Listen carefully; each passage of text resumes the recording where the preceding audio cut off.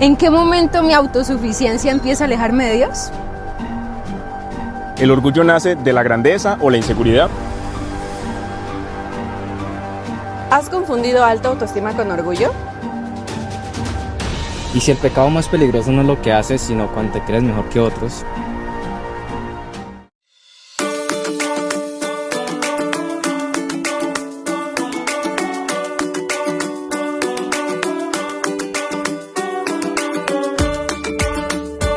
Bienvenidos chicos, estamos súper contentos de darle inicio a este podcast maravilloso donde nos vamos a adentrar en una experiencia de conocer a Jesús. Y en este primer episodio tenemos unos invitados súper especiales a los que vamos a presentar.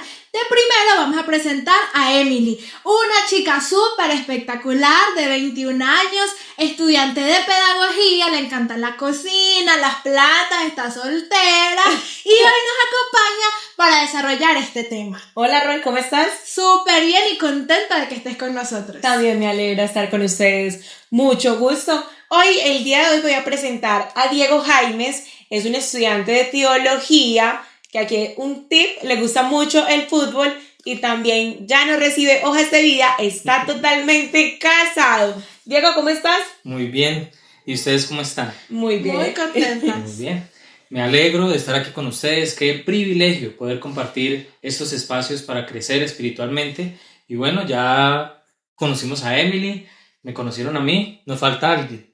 Y es Roy. Roy tiene 20 años, es estudiante de microbiología, está recibiendo hoja de vida. ¿Sí, Roy?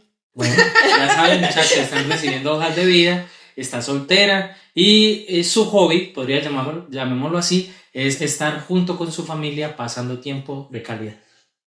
Sí. Muy bien, muchachos, entonces el podcast de hoy vamos a enfocarlo en la lección número 3 de nuestro folleto de Inverso, pero ¿qué les parece si damos inicio hablando de una historia en particular? ¿Les parece? Sí, ¿cuál historia? La historia que con la que vamos a introducir es la historia que aparece en el libro de Lucas, el capítulo número 18, cuando se viene hablando de dos personajes. ¿Alguno de ustedes sabe cuáles son esos dos personajes? ¿Será el publicano? ¿O el fariseo? Uno de esos, creo. Bueno, están dos personajes, el publicano y el fariseo. Estos dos personajes, de pronto ya conocemos la historia, suben al templo, estaban en un momento de oración.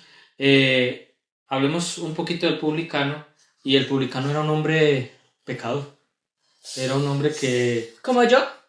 Y como yo. Y como yo también. Y además despreciado. No, ese hombre no lo quería nadie por publicano. Exacto. Y también había un fariseo, pero el fariseo era, digámoslo así, una persona respetada en la sociedad. La pregunta es ¿por qué?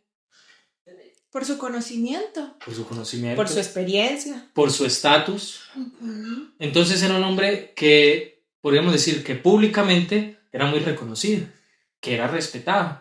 Y esto lo llevó de una u otra manera a despreciar a su prójimo, que era ¿quién? El publicano. El publicano. Quiero enfocarme en una palabra en especial. Es un verbo que aparece allí, dicho puntualmente por el publicano. Y es la expresión sé propicio a mi pecado. El sé propicio en el original del griego tiene una connotación puntual, llamémoslo así, o un poco amplia, y podríamos decir que lo que el publicano estaba pidiendo exactamente era: Señor, expía mis pecados. Mientras el fariseo se daba golpes de pecho diciendo yo soy mejor que tú, el publicano agachaba su cabeza en son de humildad, de sencillez, y decía: Señor, sé propicio a mi pecado. En pocas palabras está diciendo que tú cubras mi pecado. Y quiero leer puntualmente el versículo número 14. Os digo que hablando del publicano, descendió a su casa justificado antes que el otro, porque cualquiera que se enaltece será humillado, y el que se humilla será enaltecido. Entonces, amigos, vamos a hablar hoy de un tema crucial, y es el orgullo. Y qué delicado me parece el orgullo, y qué importante nosotros poder conocer de dónde viene ese orgullo, porque como en esta historia tiene varias raíces. Puede ser que yo me sienta mejor que otro, pueden ser por heridas, que otras raíces de orgullo conocen. puede ser por inseguridades, por traumas. Entonces estamos hablando de que el orgullo es como una especie de concepto abstracto y preguntábamos el por qué. Estábamos hablando exactamente de que nace de varias cosas. Entonces, una de esas cosas podría ser ¿cuál? Puede ser desde la altivez, desde la autosuficiencia, desde la ira. Y me parece súper interesante porque a veces el orgullo no solo se manifiesta en forma externa, sino que realmente el orgullo empieza desde donde. Desde adentro, desde lo que sembramos del corazón. Y me gustaría traer a colación una de las preguntas. ¿Será que ese pecado del orgullo tiene que ver con lo que hago o más con lo que siento? Y podemos ver historias en la Biblia que nos dan un reflejo de eso. Me gustaría mencionar a Lucifer, que es un ejemplo de orgullo que no tuvo retorno. Él se vio a sí mismo y se dio cuenta que era perfecto en todos sus caminos. Así nos lo dice Ezequiel. Y vemos en Lucifer como ese orgullo lo lleva a sembrar en otras personas dudas, a sembrar en otras personas discordia. Y hoy recogemos esas consecuencias todavía, porque el pecado tiene tantos años y él nunca dio un paso a su brazo a torcer, sino que él siguió con su orgullo, con la seguridad de que él merecía esa gloria que tenía Jesús. Y sembró esta duda en tantas personas y hoy tenemos estas consecuencias. Engañó a Eva y la convenció de que ella podía ser suficiente por sí misma para conocer el bien y el mal. Me parece muy interesante esa historia de orgullo porque nos muestra todas las consecuencias que puede tener un orgullo del que yo no permito a Dios entrar. Entonces podríamos decir que ese orgullo o ese concepto de orgullo nace por el querer ser mejor que los demás. Oh, sí, exactamente. O creer que no dependemos de nadie. Creer que todo depende de mí. Yo soy mejor, yo me sostengo, yo puedo solo. Y ve que hay un detalle muy importante en lo que mencionas, que también habla de la comparación. Muchas veces ese orgullo me pone en un lugar mayor o menor en la comparación. La historia que hablaba Diego al inicio. Tenemos un fariseo que se siente superior, conocido, experto en lo que hace, y un publicano humilde, sincero, porque la Biblia lo dice, pero él se sintió en una posición mayor, se comparó con el publicano y pensó, Señor, no necesito que me perdones nada, porque yo, gracias porque no soy como ese publicano. Y ahora yo les pregunto, si ustedes estuvieran en una posición externa entre el publicano y el fariseo, ¿qué pensarían ustedes de cuál es mejor? Bueno, yo pienso, es una excelente pregunta. Sí. Yo pienso que si habláramos de roles, yo preferiría ser el publicano. Preferiría que fuera yo a quien humilla, que fuera yo el que agacha la cabeza. De pronto, porque no vivimos el momento o porque no estoy viviendo el momento, así lo veo, ¿sí? Pero me enfoco en el sentido de que ese hombre humilde y sencillo, recién humillado, fue quien descendió justificado a su casa. Totalmente. Y sabes que me parece muy interesante la respuesta, porque yo pienso hoy, sí, quiero ser el publicano, porque es el que volvió justificado, pero ¿cuántas veces yo no he sido ese fariseo que estoy segura de lo que estoy haciendo, que me siento, no sé, en un mejor lugar porque tengo tanto tiempo en la iglesia, porque sé tantas cosas, porque no me considero quizás tan pecador y me tomo el atrevimiento de desplazar a alguien de esa gracia que el Señor nos da? Entonces creo que es una pregunta muy interesante para reflexionar, porque en el mejor de los casos quiero ser el publicano, pero ¿cuántas veces yo no he sido más bien ese fariseo? Y lo más bonito de todo es que si nos vamos a la historia, ¿quién más se humilló? Jesús, ¿cierto? Y nosotros somos quien debemos contemplarnos en Jesús. Efectivamente, estoy en la misma posición que ustedes. También deseo ser el publicano. No porque desee ser humillado, porque ¿quién en la vida desea ser humillado? No, sino porque realmente quiero contemplarme en Jesús. Bueno, y si hablamos de otra historia, de pronto de alguien que sintió orgullo y se arrepintió, porque puede que exista. Y existe. Y adivinen quién. Y existe en el Antiguo Testamento. Adivinen quién. ¿Quién será? ¿Qué dicen ustedes? Cuéntanos. Pueden comentarlo también allí, en la caja de comentarios. Entonces, ¿De quién vamos a hablar? Hoy vamos a hablar también de Nabucodonosor, el rey de Babilonia. Y cuando yo estudié la historia del rey de Babilonia, me parece súper interesante porque pude reconocer que en el capítulo 1, Nabucodonosor no conocía a Dios. Y sin embargo, Dios le dio la oportunidad de conocerlo. Lo podemos ver en Daniel, del capítulo 1 al capítulo 4, de las diferentes formas en la cual Dios se mostró tanto en forma visible como en sueños a Nabucodonosor. Y sin embargo, tantas oportunidades que Dios le dio a Nabucodonosor e incluso advertencias, él aún así no aceptaba en su corazón al Señor. Y también podemos reconocer que Nabucodonosor en varias ocasiones él sabía en su pensamiento que había un ser mayor a él, ¿cierto? Y a medida que va continuando la historia de Nabucodonosor, yo pude comprender que a Nabucodonosor no le faltaban ni oportunidades, ni era por falta de conocimiento. Adivinen por qué era. Por el orgullo. Por el orgullo. Entonces, lo que tenía que hacer Nabucodonosor era menos orgullo en su corazón. Y lo más bonito, y es como trabaja Dios, es que, y yo se lo decía a Diego hoy, es que Dios conoce cada corazón y trabaja de forma personalizada. Y Él sabe qué es lo que necesita cada persona. Nabucodonosor en el capítulo 4, incluso Dios le invita o le advierte que si no cambia o se transforma y se humilla, terminó siendo como un animal. Pero Nabucodonosor pudo reconocer en su corazón que existe un Dios que quita y pone reyes. Él es mayor que él, que me parece Total. muy importante, porque Nabucodonosor en ese punto era el rey número 1, Total. el dueño del imperio más fuerte, y se consideraba entonces que tenía un reino que iba a durar para siempre, o era lo que él quería. Bueno, y si hablamos un poco con respecto a la siguiente pregunta, me surge la duda en el hecho de que, ¿será que si yo me relaciono con Jesús, si soy cristiano, si oro todos los días y estudio todos los días, puedo sentir orgullo? Es muy buena esa pregunta Sí. y creo que es muy interesante porque a veces nos sentimos exentos de ese tipo de sentimientos o de ese tipo de pecados. Pero si yo me sentiría muy orgullosa estar al lado de Jesús, o ustedes no. Ser Entonces, elegidas en medio de hablaríamos de Sí. que ese tipo de orgullo es un orgullo de admiración.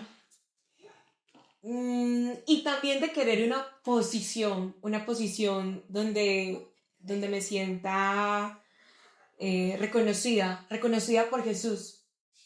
¿Qué les parece si seguimos hablando de esto desde una perspectiva práctica? Hablemos de unos personajes que pasaron mucho tiempo con Jesús, que formaron parte de esa familia con Jesús y que tenían como unos pequeños diferencias, roces, inconvenientes. ¿Les parece? Sí, me Sí. gusta, quiero saber de qué se trata. Hablemos un poco de la relación entre Jesús, Pedro y Juan. Pedro, un hombre de un carácter, Fuerte, airoso. ¿sí? Reactivo. Pero tenía muchas cualidades para ser Exacto. líder. Sí. Saben que con respecto a esto, Emi, pienso en que el hecho de que tengamos defectos no implica que no tengamos también cualidades. A la vez que hay defectos, también hay ¿qué? Cualidades. Y Pedro las tenía. Ahora hablemos un poco de Juan. Juan era conocido junto con su hermano como Boanerges. los hijos del Del trueno. trueno. Sí. O sea que no eran nada sencillos, nada de pronto apacibles, pero un hombre que a lo largo de los evangelios se conoce como el discípulo Más amado. Ujú. del amor.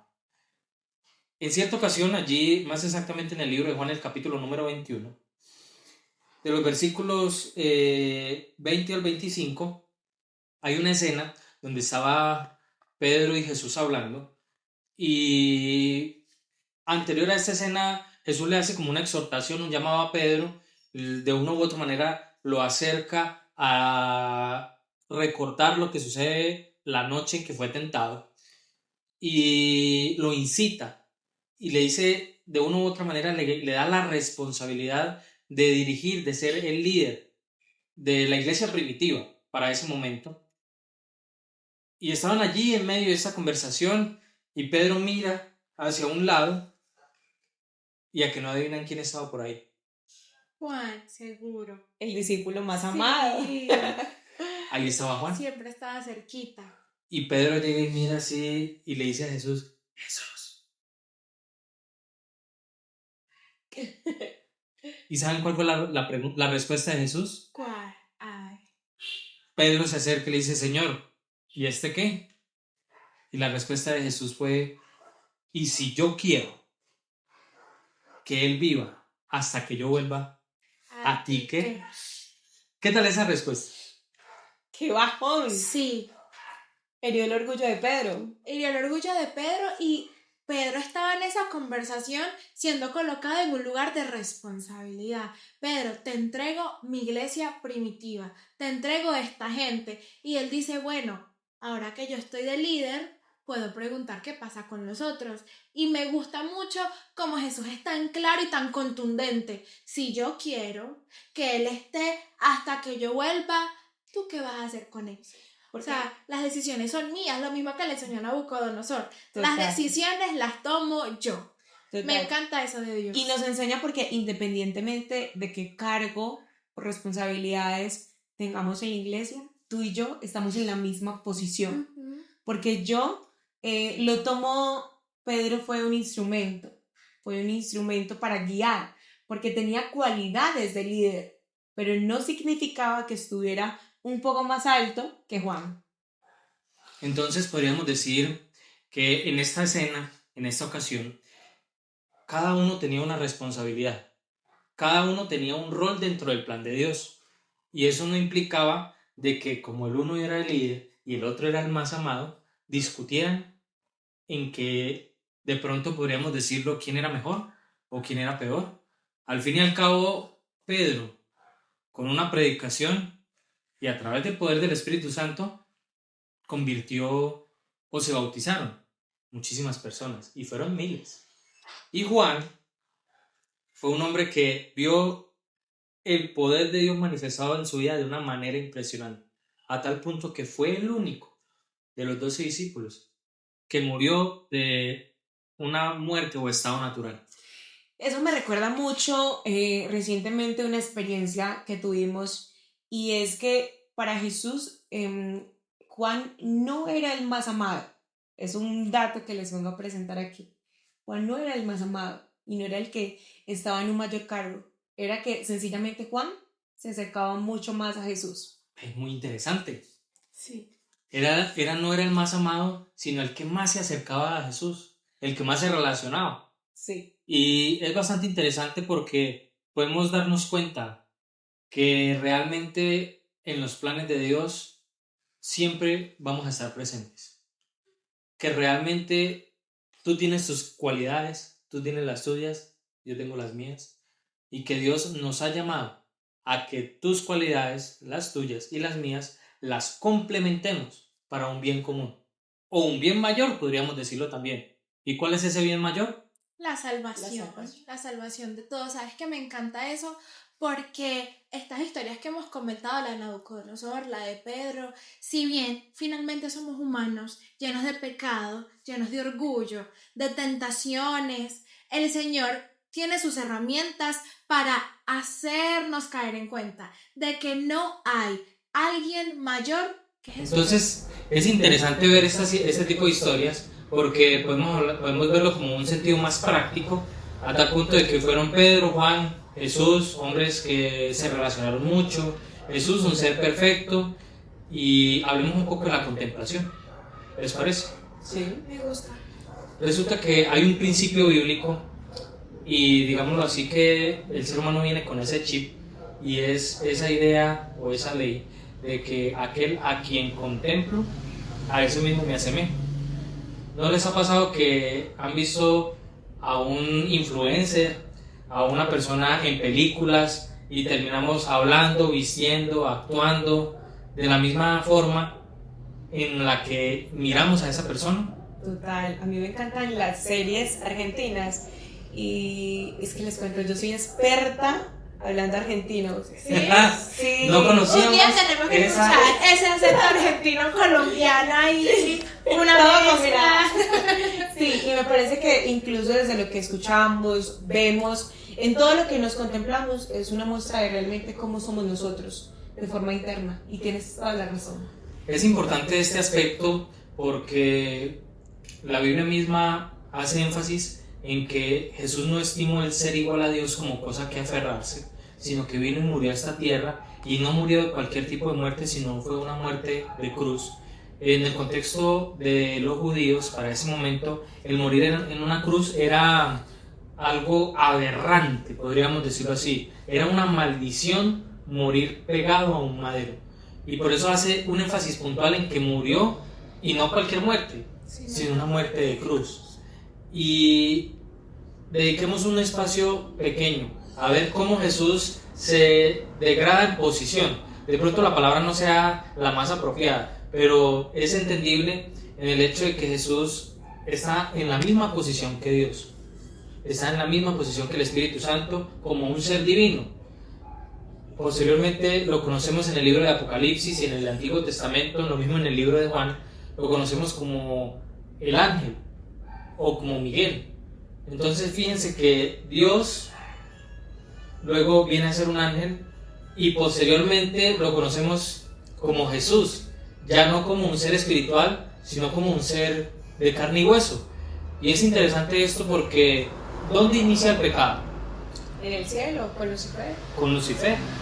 Lo hablamos hace un momento, y viene a ser como ser espiritual, como una creación. Y es importante porque, dándonos cuenta de esto, Jesús viene asemejándose a aquella raza que deseaba salvar. Qué magnífico amor.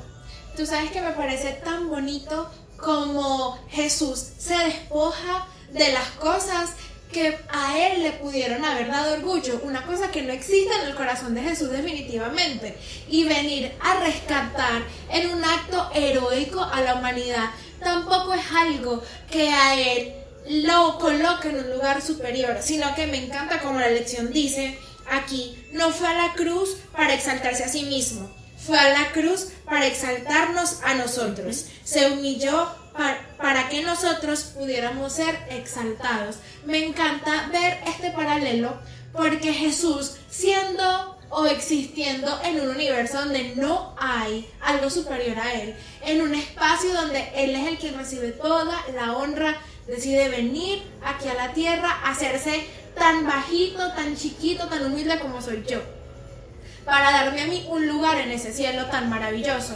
Y me gusta porque inicialmente hablábamos de un orgullo que nace de la comparación, y que más ejemplo, o que con quién más nos podemos comparar mejor que con Jesús, un ser tan humilde que no estimó nada de lo que él es, sino que me vio a mí en mi necesidad y dijo, ¿sabes qué? Yo la quiero salvar a ella, yo quiero salvar a Diego, yo quiero salvar a Emily, yo quiero salvar a los que están viendo este podcast, porque es que a mí no me importa todo esto que tengo aquí en el cielo, porque yo quiero tener una eternidad ¿con quién? Con nosotros. Y eso es muy bonito porque nos demuestra que somos realmente receptores de gracia.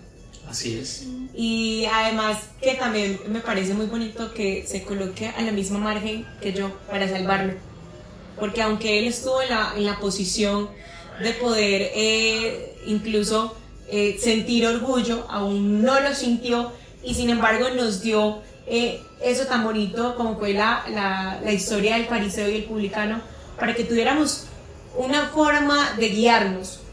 Él no nos dejó a la deriva. Entonces eso me parece más bonito. Y no solo eso, sino que también se puso en la misma posición de los ángeles, también para reivindicarnos a ellos. Se puso en la posición del ser humano para salvarnos, para redimirnos, para expiarnos del pecado.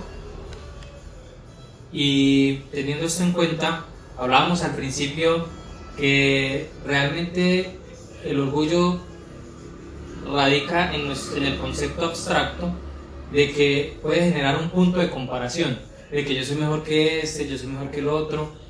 Y si nuestro punto de comparación ideal es Cristo, vamos a darnos cuenta que realmente siempre vamos a ser inferior. Sabes que me encanta lo que dices porque la lección también habla de esto y lo voy a compartir porque es que a mí eso, no sé, me hizo el corazón así chiquitico. Cuando lo contemplamos a Jesús, todo lo demás, especialmente nosotros mismos y nuestra percepción de grandeza, se desvanece. Mira que pienso que nosotros alrededor de nuestra vida y de las cosas que nos han dicho, que hemos logrado, que hemos hecho, seguramente tenemos un concepto amplio de lo que somos, un concepto amplio de lo que logramos, que es gracias a Jesús. Pero cuando yo estoy ante esa cruz y veo ese sacrificio y veo ese despojo tan grande del orgullo, lo que yo soy queda hecho ceniza. O sea, lo que yo soy se desvanece por completo, porque no hay un punto de comparación con Jesús. Es nuestro mayor ejemplo. Y exactamente, y me parece muy bonito lo de la lección de esta semana, porque nos invita a contemplarnos en Jesús. Ese No es solo- nuestro espejo. Exacto, no solo a compararnos, sino a contemplarnos, a mirar lo largo de la vida, la historia de Jesús, y eso me parece muy bonito. Teniendo esto en cuenta, es necesario resaltar que nuestro ideal es Cristo. Esa motivación de levantarnos cada día y ser mejor no es porque yo quiero ser mejor que tú o tú mejor que yo, es asemejarnos cada día más a Jesús, y eso nos llevará al cielo. Entonces queremos compartir y hacer esto más práctico tanto entre nosotros como con nuestros oyentes, y tenemos un reto. ¿No, muchachas? ¿Quieren compartirlo? Tenemos un reto y queremos que esto sea de retrospección, porque de esto se trata el orgullo. Sí, vamos a revisarnos qué son esas cosas que me limitan, que me alejan, que hacen que este orgullo no permita a Jesús entrar. Queremos que lo comentes en la cajita y que respondas a las preguntas que hicimos inicialmente. Una de las preguntas, la recuerdo, hablaba sobre el orgullo nace de la grandeza o de la inseguridad. Y yo creo que la lección nos pudo responder porque puede nacer de ambas, ¿cierto? Entonces, todas esas preguntas que surgieron desde el inicio las pueden responder y no olviden suscribirse. Y compartirlo. Nos vemos en la próxima lección. Chao. ¡Chao!